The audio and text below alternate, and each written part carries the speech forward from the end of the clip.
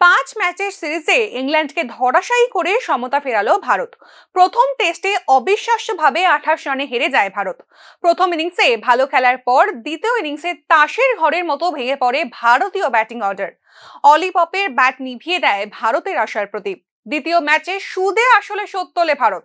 Experience ব্যাটাররা বিশেষ কেরামতি দেখাতে না পারলেও তরুণ তুর্কি জয়সওয়াল ও গিলের ব্যাট ও বুমরার বল জয় এনে দেয় ভারতীয় শিবিরে।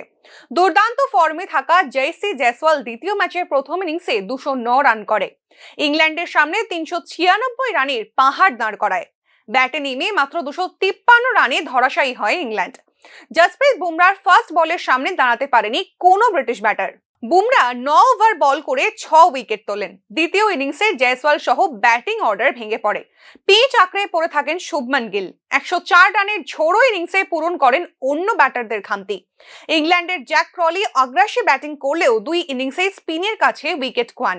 আবারও কাজে নামেন বুমরা, তোলেন 3টি উইকেট। তবে এবারে সঙ্গ দেন রবিচন্দ্রন অশ্বিন। তার স্পিনের সামনেও 3টি উইকেট খোয়ায় ইংল্যান্ড। 4 দিনের মাথায় 106 রানে ম্যাচ জিতে যায় ভারত। 9টি উইকেট নিয়ে ম্যাচের সেরা খেলোয়াড় হন জসপ্রীত বুমরা। চলতি মাসের 15 তারিখে রাজকোটে আবার মুখোমুখি হবে ভারত ইংল্যান্ড।